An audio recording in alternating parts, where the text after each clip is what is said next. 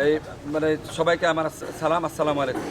আমি এই 10 বছরের চুক্তিতে এই ডন সেলিমের কাছ থেকে আরও মানে খালি জায়গা মানে ভাড়া নিয়ে এর মধ্যে বাড়ি বালু ভরাট কইরা, তারপর ঘরবাড়ি কইরা, তারপরে আমি এই আড়তদারদেরকে আমি সবার কাছে মানে চুক্তিবদ্ধভাবে 5 বছরের জন্য আমি এদেরকে দিই। দেওয়ার পর আমি 3 বছর না দিতেই সে বিভিন্নভাবে এক ছিল জেলে ছিল, কিছু সেলিম নামে পরিচিত, সে জেলে ছিল। সে বিভিন্নভাবে মানুষের আর জামিনে মুক্তি পাই আইসাই সে বা আরতে বিভিন্ন ধরনের মানে হুমকি দামকি শুরু করছে। তো এর মধ্যে আমি এই বিভিন্ন জায়গায় গেছি, মামলা করতে থানায় গেছি, তারপরে থানায় মামলা দিছি, তারপরে আমরা এই এসিলেন অফিস, টিউন অফিসে, তারপরে জেলা পরিষদে, এই তারপরে আর্মি ক্যাম্পে, তারপরে এই এসপি অফিসে বিভিন্ন জায়গায় আমি মানে দ্বারস্থ হয়েছি। কিন্তু আমি আমার মামলা কোনো জায়গায় এখনো কোনো এন্ট্রি হয় নাই। আমি চাই আমার মামলাটা এন্ট্রি হোক। আর এই সেলিম ব্রাদার আমার নামে আমি মামলা করছি চাঁদাবাদী এবং অবৈধভাবে দখলদারি, এই জন্য মামলা করছি। আর সে আমার লুটতরাজ করে, বিভিন্ন লোক ধরে দৈরা নিয়ে জিম্মি করে। আপনি কি দখল করছে? আমার আরো দল করছে, দল করছে আরো। এবং আরেকটা, আপনি কি আরোদের কোনো কমিটির সাথে আছেন?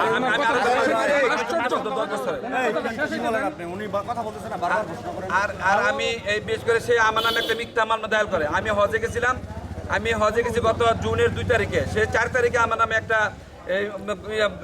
একটা মামলা করে। এই মামলার কারণে আমি আরো যাইতে পারি নাই, আমি জামিন পাইতে পাই নাই। আমার নামে আগ্নেয়াস্ত্র এবং বিস্ফোরক আইনে মামলা করছে। আমি কি ভাই, আপনার কি মনে হয় যে আমি একজন অস্ত্রবাজ? আমি আমার মতো মানুষের মামলা দিয়ে সে কয়েক মাস ধরে আমার বাগড়া রাখছে। আমি এখন বর্তমানে বিভিন্ন জায়গায় আমি রাত যাপন করি, যার কারণে সে সুযোগ নিয়েছে আড়ত দখল করে। এবং এই আড়তের মধ্যে আমি প্রায় 15 কোটি টাকার মতো আমি ইনভেস্ট করছি। এই বিভিন্ন লোকজন প্রায় কোটি কোটি টাকা এরা লস দিয়ে আর আমরা জমাইছি। এখন এই লোকজন আমি কি বুঝ দিব? আমরা সবাই আমার বাড়িতে আসে, আমার বিভিন্ন খোঁজে, কিন্তু আমি তো ভাই পলায় থাকি। আমার তো মামলা, আমি আর নামে সেই মিথ্যা মামলা দিয়েছে। এই মুহূর্তে আমি আপনাদের মিডিয়ার মাধ্যমে আমি বিচার চাই এবং আপনার এই আমার নামে যে মামলা আছে মিথ্যা মামলা, আমি প্রত্যাহার চাই। আপনারা এই বিষয়টা আপনার ইয়া করে তুলবেন। আমরা মুক্ত চাই। হলো আমরা এই আড়তে অনেক পরিশ্রম করেছি, এই আড়তের সাথে আমাদের অনেক ক্ষতি হয়েছে। আর এই সে ডন সেলিম বলতেছে আমি নাকি আমার অনেক গুন্ডা বাহিনী বা আমাদের লোকসব নিয়ে আমরা কি তার আরো দখল করতে চাই। আসলে কি আমরা কি গুন্ডা বাহিনী? আমরা অনেক পরিশ্রম করেছি আড়তে, আমাদের অনেক রক্তের বিনিময়ে আমরা স্বাধীন করেছি। সেই গুন্ডা সাহেবের হাত থেকে আমাদের এই আড়তকে রক্ষা করতে হবে। এই স্বার্থে আমাদের আড়তবাসী সবাই আমরা একসাথে থাকবো ইনশাআল্লাহ। গতকালকে আমার ঘরে আসছে চাঁদার জন্য, চাঁদা নিতে আসছে পরে আমি বলছি যে এই টিন আমার, এই খুঁটি আমার। আমরা ডাক্তার সাহেবের মাধ্যমে চুক্তিবদ্ধভাবে 5 বছরের স্টেম নেই। এই ডাক্তার সাহেব আমাদের বিসমিল্লাহ আড়তের উনি একটা আমের আটি বুনছে। এই আমের আটি বুনা উনি পরিচর্যার মাধ্যমে এই গাছটা বড় করছে।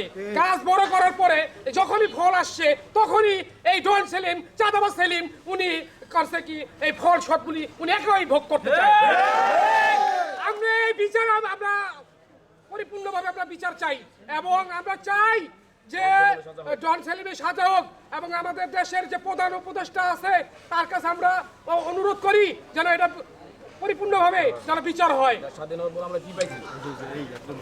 কেন মামলা করলো আমি এটার বিচার চাই। কেন উনি মামলা করলো আর আরোটা কেন দিল 10 বছর আমাদেরকে লেখে দিয়া উনি কেন মিথ্যা কথা বললো, এটার বিচার চাই। আমি প্রশাসনের কাছে এটার বিচার চাই। মানহানির মামলা করব আমি ওনার বিরুদ্ধে। না আমি কোনো যাই নাই, আমি যাব। আপনার নাম কি? বাচ্চা মিয়া, নুর বাচ্চা। বিসমিল্লাহ আরতের আরতদার এখানে ডক্টর মুজিবুর রহমানের কাছ থেকে 5 বছরের জন্য চুক্তিবদ্ধ হই। উনি জমির যে মালিক ওনার কাছ থেকে 10 বছরের জন্য চুক্তিবদ্ধ হয়। সেই সুবাদে উনি আমাদেরকে 5 বছরের জন্য চুক্তিবদ্ধ করে আড়তটাকে আমাদের কাছে ভাড়া দেয় এবং এখানে 3 বছর অতিবাহিত হওয়ার পরে এখানে 20,000 লোকের কর্মসংস্থান এবং এখানে আমরা প্রায় 400 আড়তদার আছি। সকল আড়তদার বিন্দু আমরা 1.5 লক্ষ টাকা করে দিয়ে এখানে বরাদ্দ নেই এবং বরাদ্দ নেওয়ার পরে 3 বছর অতিবাহিত যখন হয়েছে আমরা 1.5 বছর আরও পানা, এই 1.5 বছরের আগেই ডক্টর মুজিবুর রহমানকে উনি বিভিন্ন পায়তারার মাধ্যমে আড়ত থেকে বিতাড়িত করে ওনার অনুপস্থিতির সুযোগ নিয়ে আমাদের সকল আড়তদারকে 5 লক্ষ টাকা করে চাঁদা দাবি করে, এবং আমরা এখানে অস্বীকৃতি দাবি করলে উনি আমাদেরকে জিম্মি করে ওনার বাসায় ডেকে নিয়ে মারধর করে, এবং যদি আমরা টাকা না দেই তাহলে আমাদেরকে গুম করে ফেলবে। এবং টাকা কালকের আলটিমেটাম ছিল রাত 12টার মধ্যে, আবার আজকে রাত 12টার পর্যন্ত আলটিমেটাম দিয়েছে। উনি ওনার মতো মিডিয়া কাভারেজ করে এবং আমাদেরকে ভুলভাল বোঝায়, এবং কিছু মিডিয়াকেও ভুলভাল বক্তব্য দিয়ে বিভ্রান্তি তৈরি করে। সমাজের মধ্যে উনি সাধু সাজে, কিন্তু ওনার ভিতরে যে কালো চেহারাটা সেটা আমরা দেখতে পাইছি। আমাদেরকে জিম্মি করে আজকে আমরা এখানে মানববন্ধন করব বিদায় আমাকে নিজে ওনার লোক দিয়ে আমার ঘরে পাঠাইয়া আমার মোবাইল কেড়ে নিছে, এবং আমাকে হুমকি দিয়েছে যে আড়ত থেকে আমাকে উঠাই নিয়ে আমাকে গুম করে ফেলবে। আমি মাননীয় প্রধান উপদেষ্টা যে আছেন বর্তমানে অভ্যন্তরীণ যে সরকার প্রধান, ওনার কাছে আমি বিচারের দাবি জানাই। সকল আড়তদারের পক্ষ থেকে এটা ন্যায্য এবং সত্য যেটা যে অধিকার আছে এটা যেন আমরা সকল ব্যবসায়িকরা পাই। আমরা যদি এই সঠিক দাবি এবং সঠিক যে পানা আমাদের 1.5 বছরের, এই 1.5 বছর যদি আমরা না পাই, আমাদের এখানে 15 লক্ষ টাকা করে ইনভেস্ট করা আছে, আমরা লসে আছি এখনো। এখন আমরা যদি এখানকার দাবি না আমাদের আদায় না হয়, আমরা কিন্তু সর্বহারা হয়ে যাব এবং দিশাহারা হয়ে যাব, আর এখান থেকে কিন্তু দেশে সন্ত্রাস তৈরি হবে। আপনার নাম কি? আপনার নাম কি? আমার নাম মোহাম্মদ সাব্বির আহমেদ। হ্যাঁ, আমি আড়ত কমিটির সভাপতি। আমি সকল আড়তদারের পক্ষ থেকে এটা ন্যায্য বিচার যা আছে, আমি মাননীয় প্রধান উপদেষ্টা ডক্টর ইনু সাহেবের কাছে আমি এটা বিচার চাই। আচ্ছা, আরেকজন বলেন।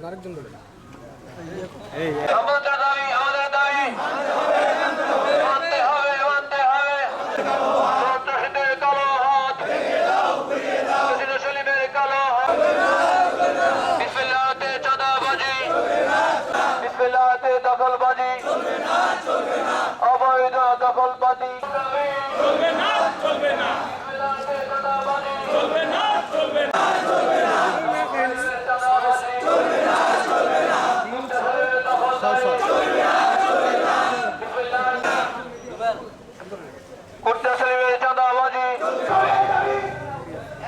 আরে কি স্লোগান দিতেছে?